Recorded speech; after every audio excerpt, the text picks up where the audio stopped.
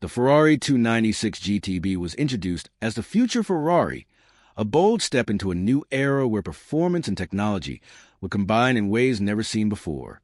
When it launched in 2021, people were amazed. A V6 engine replacing the traditional V8 or V12, combined with hybrid technology, sounded like a risky move at first, but Ferrari made it sound like the perfect evolution. With around 818 horsepower, lightning-fast acceleration, and advanced engineering, the 296 GTB quickly became one of the most talked-about cars in the world. Car YouTubers, influencers, and collectors rushed to get their hands on it. The internet was full of delivery day videos, emotional reactions, and dramatic thumbnails showing dreams coming true. Everyone seemed to agree that this was not just a car, but a symbol of the future. However, behind all that excitement, there was a deeper story that many people did not notice at first. The hype was loud, but the reasons why people were buying the car were not always honest. For many buyers, this was not about passion or love for the car itself. Instead, it was about staying in Ferrari's system, building a relationship with the brand, and securing a chance to buy more exclusive cars in the future. Ferrari has always been known for controlling who gets access to their most special models. To stay on that list, buyers often have to prove loyalty by purchasing other cars first. The 296 GTB became that stepping stone. It was not just a car, it was a ticket. And once you understand that, the entire situation starts to look very different from the outside. As more Ferrari 296 GTBs started reaching customers, something unexpected began to happen. Instead of becoming rare and increasing in value like many Ferrari models, the market started to fill up with listings. More and more people were putting their cars up for sale, and the prices slowly began to fall. At first, the drop was not too obvious, but over time it became clear that something was wrong.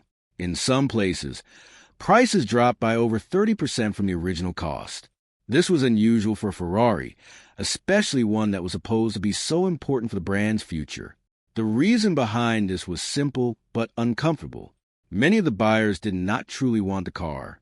They bought it as part of a strategy, hoping it would help them gain access to more exclusive models later.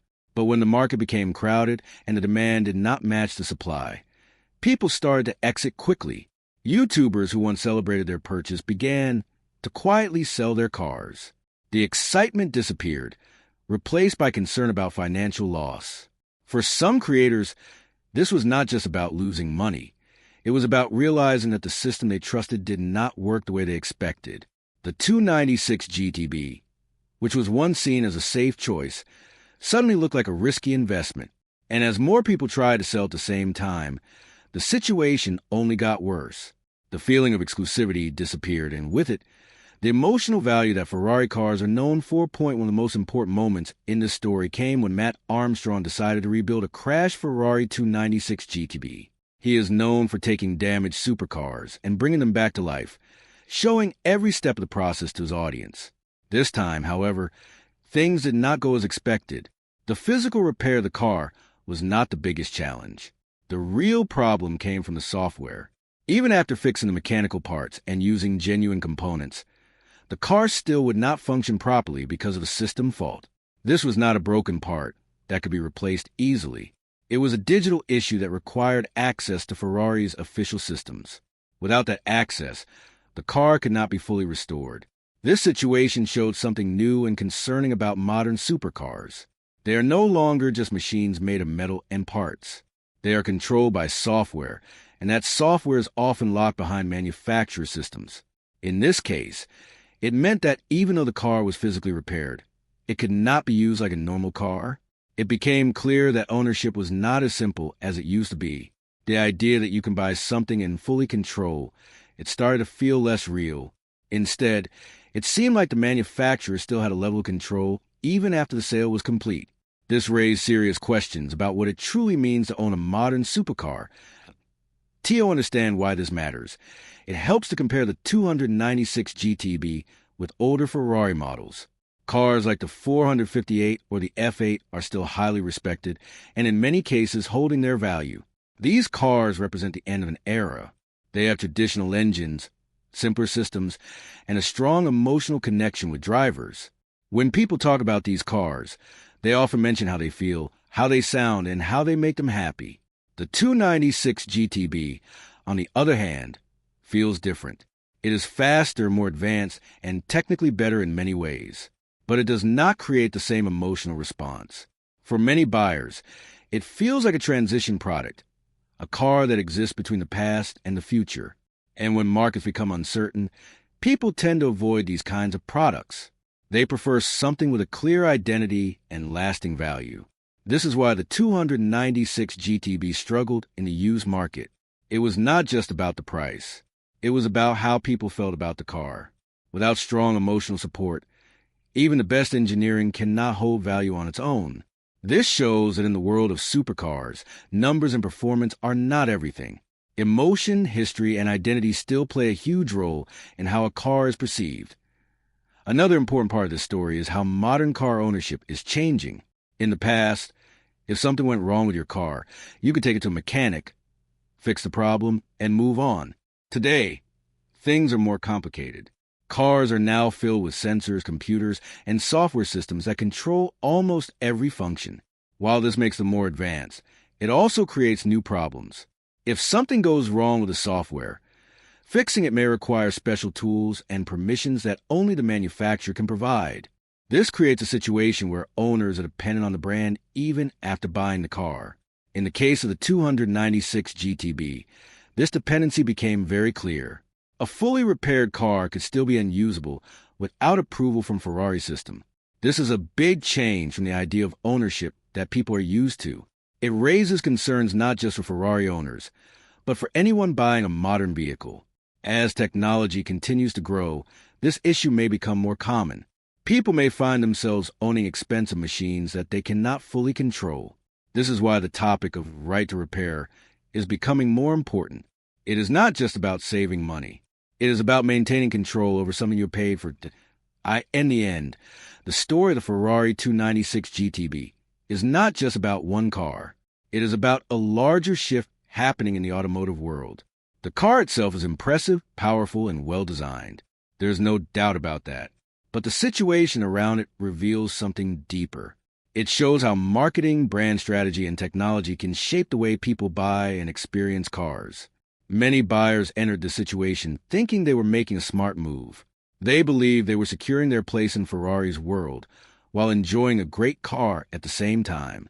But as the market changed and the reality became clearer, that belief started to fade. The 296 GTB became a symbol of this shift. It represents a moment where the traditional idea of owning a car meets the modern reality of controlled systems and strategic buying. And once people start to see it this way, it changes how they think about not just Ferrari, but the entire industry. The question is no longer just, is this a good car? But do I really own what I'm buying? That question may define the future of car ownership more than any horsepower number ever could. As the story continued to spread, more creators and car enthusiasts began looking closely at the Ferrari 296 GTB situation, and the conversation slowly moved beyond just one model. People started asking bigger questions about how brands like Ferrari manage their customers and control their products even after they are sold. In the past, owning a Ferrari meant joining an exclusive club, but it also meant having full control over a physical machine. Now, that idea feels less certain. The rise of software-based systems has quietly changed the rules. It is no longer just about engines, gears, and mechanical parts. Modern cars are deeply connected to digital systems that require updates, permissions, and sometimes direct involvement from the manufacturer. This creates a new type of relationship between the buyer and the brand. Instead of full independence, there is now a level of dependency that did not exist before. Many people did not notice this change because it happened slowly, hidden behind exciting features and impressive performance numbers. But situations like the one involving Matt Armstrong bring these issues into the spotlight. When a rebuilt car cannot function properly because of software restrictions, it forces people to rethink what ownership really means. Is it still ownership if someone else can limit how you use your car? Or is it something closer to a controlled experience, where the manufacturer keeps a hidden layer of authority? These questions are becoming more important as technology continues to evolve, and the 296 GTB has become one of the first major examples that made people pay attention at the same time.